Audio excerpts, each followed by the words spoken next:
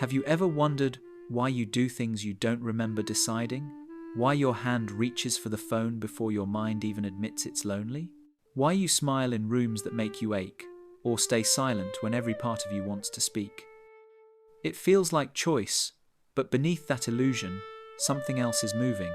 Something older than logic, quieter than thought, yet infinitely more powerful.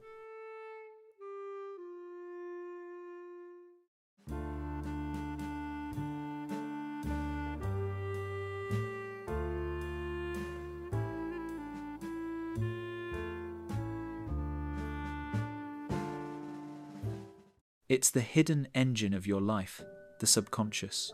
The part of you that breathes when you forget to, that flinches before you can explain why. It remembers every glance, every rejection, every scent of safety or danger.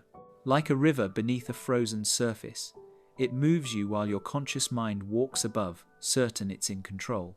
You think you are deciding who to love, what to fear, how to live, but in truth, those decisions were written long before you could name them. A pianist's fingers move before the mind catches up. A driver reaches home without recalling the turns. The body knows the way because the mind beneath the mind is guiding it. This is the paradox of being human. You are both the captain and the current. You hold the wheel, yet something unseen charts the course. Neuroscientists say up to 95% of your daily behavior is automatic, dictated not by awareness, but by the silent network of memories, habits, and emotional codes stored deep within your brain. It's a staggering thought that most of who you are has never been consciously chosen. Imagine walking through a garden you didn't plant, each flower a memory, each thorn a fear. You keep trimming the edges, trying to control what grows, but the roots lie far below your reach. This is where the subconscious lives, not as an enemy, but as an archivist of everything you've ever felt. It learns what kept you safe and what broke you, then rewrites the rules of your existence around those lessons. It doesn't care about happiness or ambition. It only cares about survival. And so you keep repeating stories that feel familiar even when they hurt. You chase people who mirror your past. You avoid chances that threaten old definitions of safety. The subconscious whispers, better the pain you know than the unknown that might destroy you. And the conscious mind obeys, believing it has chosen wisely. But beneath all the noise of thought, the subconscious remains vast, ancient, and unfinished.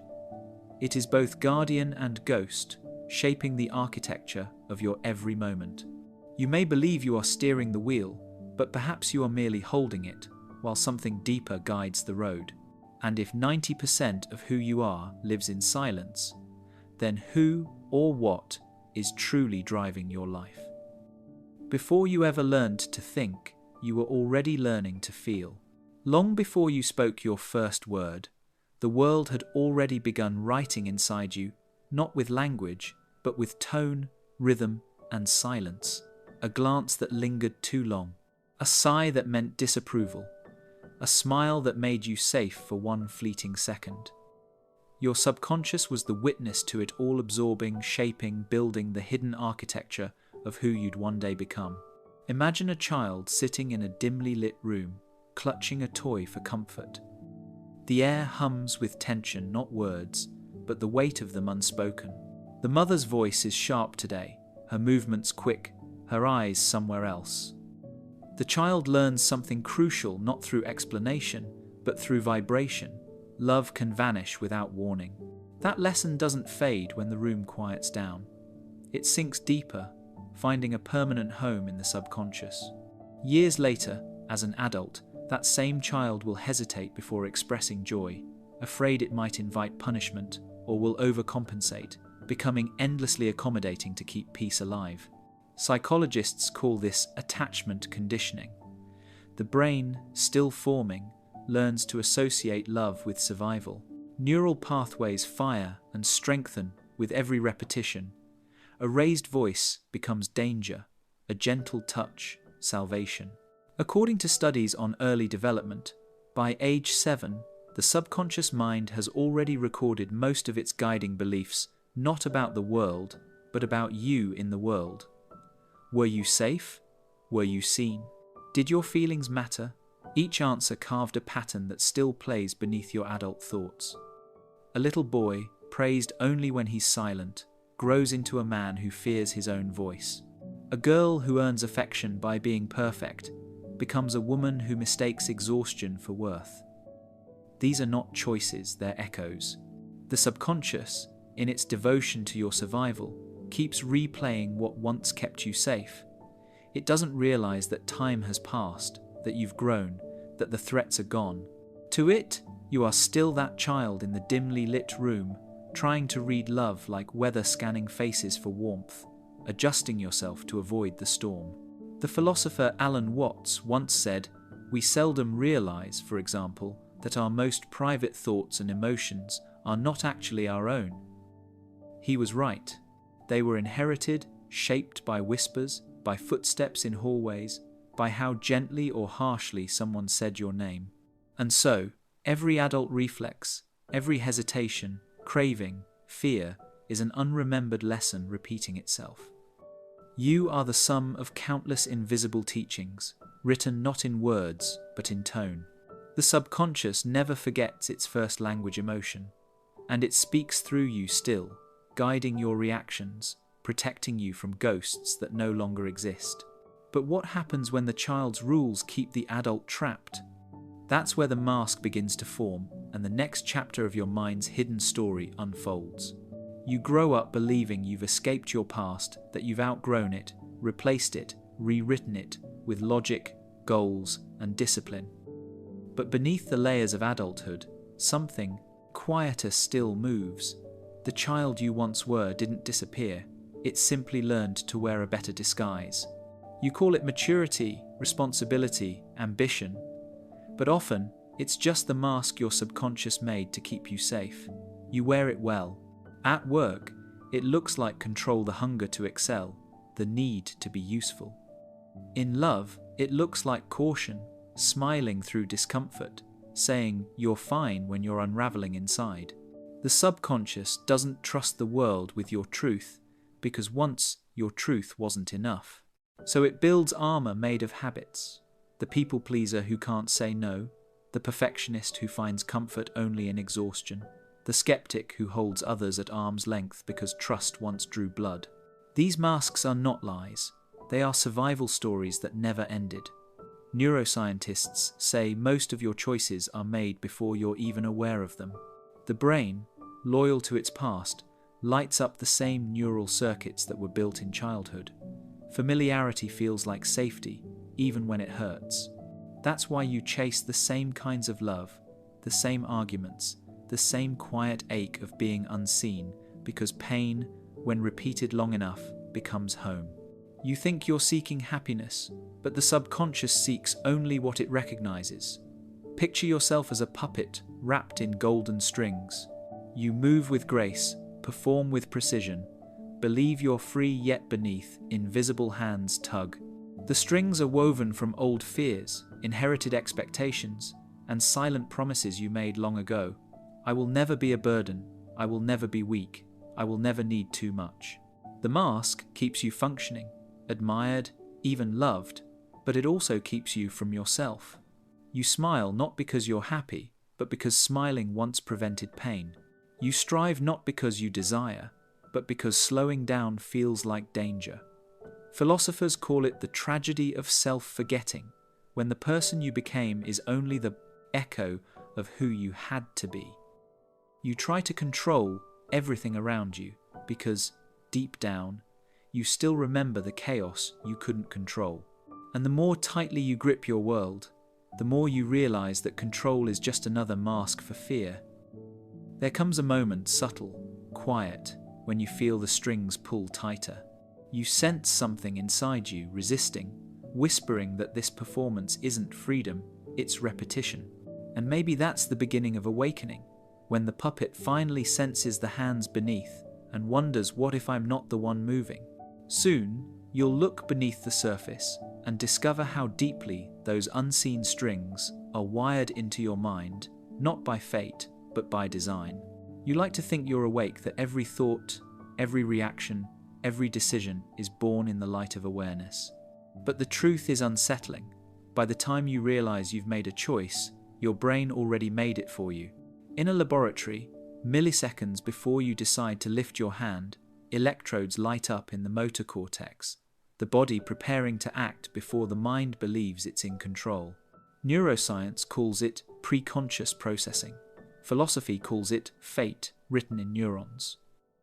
Your subconscious is not a vague idea, it's a living system, older than your reasoning mind.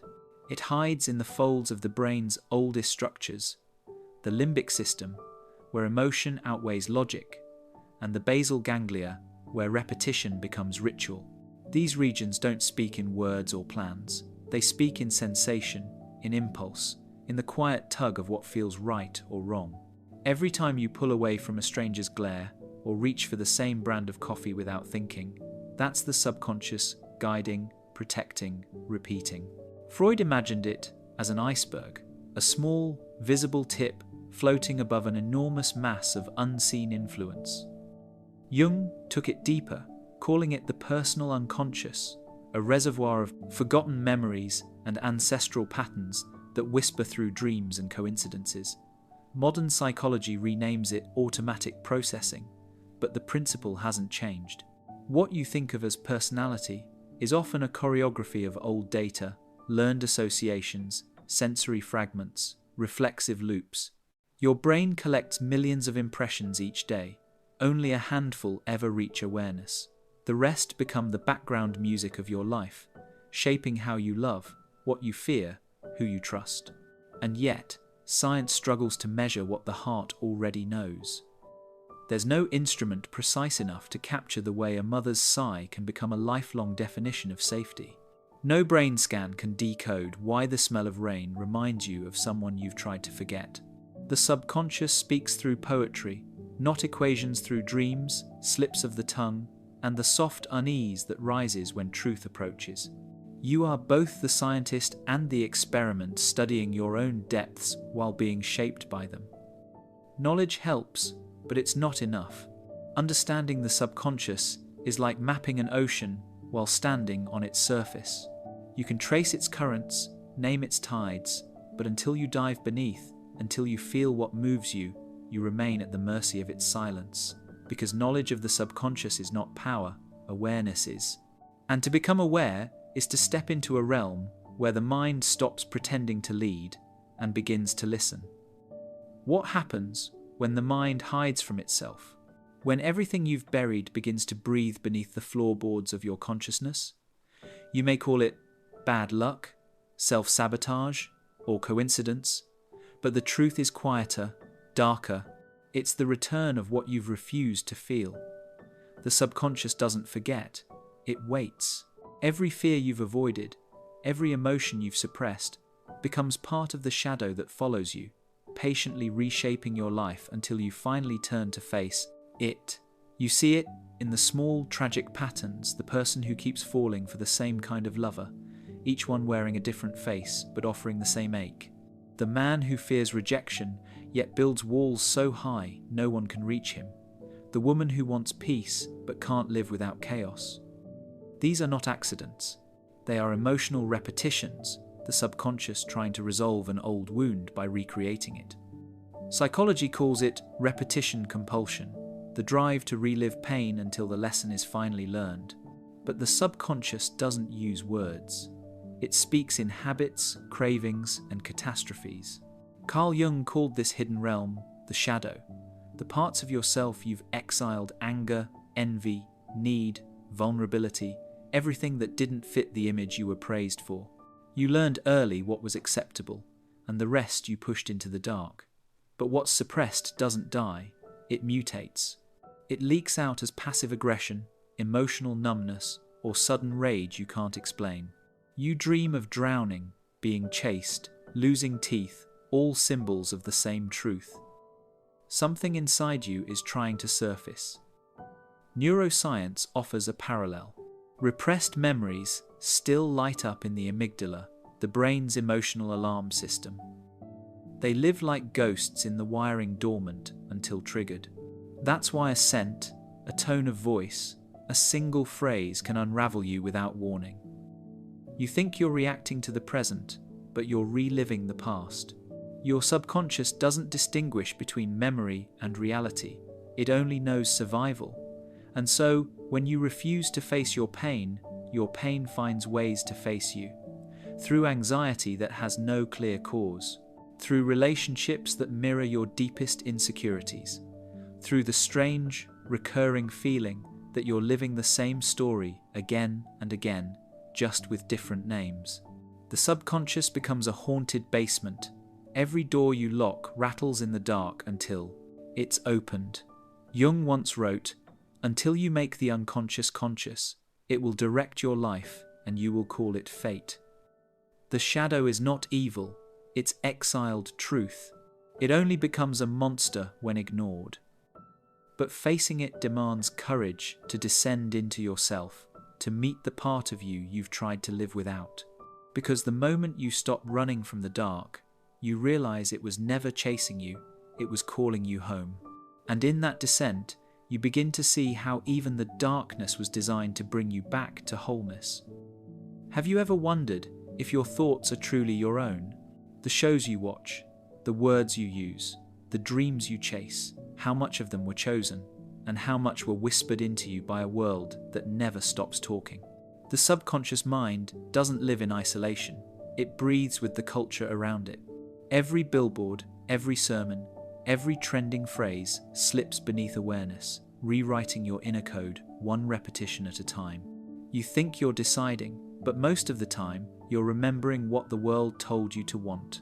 Since childhood, you've been surrounded by invisible teachers. Television taught you beauty. Religion taught you guilt. Language taught you what could and could not be felt. Before you ever had a chance to define meaning, meaning was defined for you. Studies in cognitive science show that the human brain is a pattern-seeking machine. It learns through imitation and repetition. So, when society repeats a symbol long enough, the cross, the dollar sign, the flawless face, it becomes sacred in the subconscious, no longer questioned, only obeyed. You grow up chasing not truth, but belonging. Advertising understands this better than philosophy ever did. It doesn't sell a product, it sells identity. A car isn't transportation, it's status. A brand isn't clothing, it's validation. The subconscious, wired for emotional association, absorbs the symbolism until desire feels like instinct. The mind believes possession equals peace because it has been conditioned to. You buy not because you want, but because you've been taught that wanting means existing. And then there are the myths we inherit, ancestral fears passed through generations. Fear of rejection, of otherness, of questioning authority. The crowd carries them like echoes, binding individuals into one collective dream. Psychologists call it the collective unconscious, the shared imagery and emotion that move through humanity like an undercurrent. You see it in politics, in religion, in social movements. Entire groups moved not by logic, but by emotion, mirroring one another like synchronized mirrors.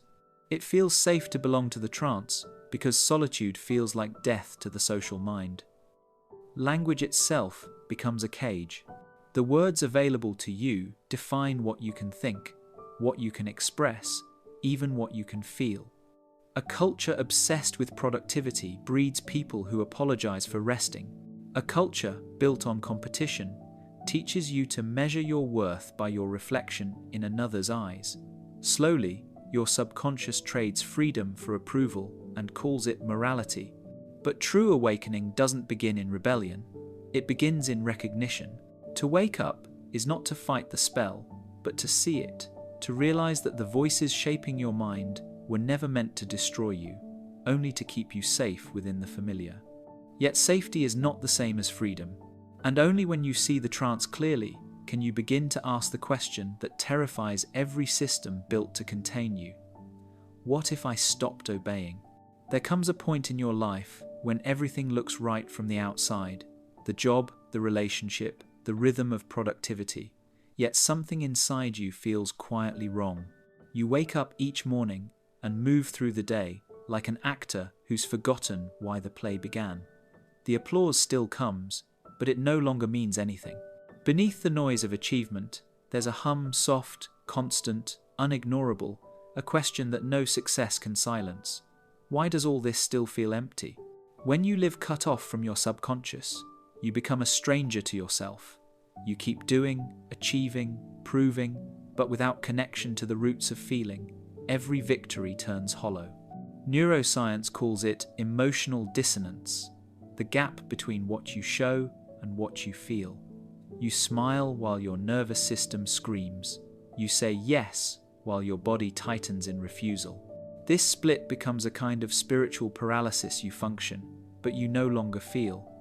You've seen it before: the executive who can't stop checking emails at midnight, even as his heart races for no reason. The woman who keeps falling in love with the same kind of absence, a face, a voice, a promise that always fades. The artist who creates endlessly but can't stand to be alone with what he's made. They all share the same wound, a life built on performance instead of presence. When the subconscious, that quiet keeper of truth, is buried, the conscious mind becomes a frantic replacement, trying to fill the silence with noise.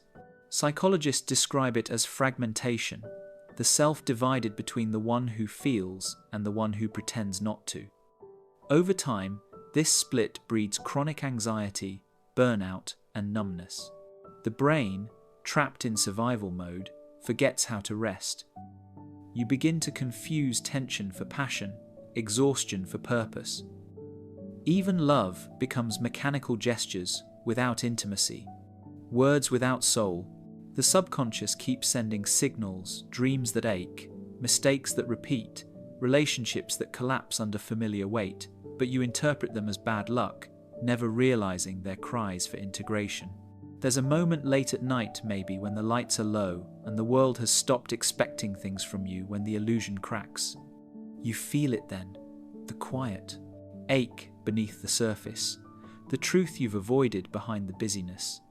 You realize you've mistaken stillness for weakness, numbness for strength, and survival for peace. This is the real cost of disconnection, to spend years building a life that impresses everyone except the one living it. We call it adulthood, but it's often just adaptation. We call it maturity, but it's exhaustion in disguise. Somewhere along the way, you stopped chasing wholeness and started chasing approval and forgot what it feels like to belong to yourself. And yet, in that realization lies the first crack of awakening, the beginning of a return. At some point, the war inside you becomes too exhausting to keep fighting. You realize the mind you've been trying to conquer was never your enemy. It was your child, abandoned in a dark room, waiting to be heard. The subconscious doesn't respond to control, it responds to attention. And healing begins the moment you stop demanding it to change and start listening to what it's been trying to tell you all along. You start small. You sit in silence one morning, and instead of drowning in distraction, you let the thoughts come strange, unfiltered, disjointed. The worries, the memories, the things you thought you'd outgrown, they rise like sediment stirred from the bottom of still water. You breathe, you don't run. This is mindfulness, not the polished version taught in apps and retreats, but the raw practice of witnessing your own chaos without turning away. Neuroscientists have found that when you observe your thoughts without judgment, the brain's amygdala, the fear center, begins to quiet. Awareness itself becomes medicine. At night, you begin to dream again. The images are strange but familiar. A locked door, a forgotten friend, a voice that calls your name from a distance. You write them down in a notebook, realizing each dream is a letter from the subconscious. In psychology, they call this integration, bridging the conscious and unconscious so that your inner world no longer feels divided. You start speaking to the child you once were, the one who learned to hide her anger, the one who mistook fear for obedience. It feels awkward at first, almost foolish, but something in you softens, as if an ancient truth recognizes itself. Working with the subconscious isn't about fixing what's broken. It's about remembering what was silenced. You begin to repattern belief through small rituals, not affirmations of false positivity, but honest statements of possibility. I am allowed to rest. I can be loved without performing. Slowly, these words stop sounding foreign. The brain's neural pathways, once carved by trauma, start to rewrite themselves through repetition and emotional safety. Healing, neuroscience reminds us, is not a moment of revelation, but a process of rewiring. And perhaps the most profound realization comes when you stop trying to descend into the subconscious and allow yourself to dive. The deeper you go, the lighter you become. What once felt like drowning begins to feel like returning to the self beneath the noise, to the quiet intelligence of your own psyche. The subconscious ceases to be a monster in the basement and becomes a collaborator, a pulse that guides you back toward wholeness. Because the goal was never to silence the depths of your mind. It was to hear them clearly enough to finally rise, not as the version of you that survived, but as the one who remembers why. What if the thing you've been searching for has been looking through your eyes all along? The subconscious isn't buried beneath you like some dark secret. It lives inside you, woven through every breath, every hesitation, every choice you can't explain. It is the ocean beneath your ship, the night that makes the stars visible. You've spent your life trying to conquer it, to label it, to rise above it, not realizing that without it, there would be no you at all. Close your eyes for a moment. Listen to the faint rhythm beneath your thoughts, the pulse of something ancient and alive. That is not noise, that is memory.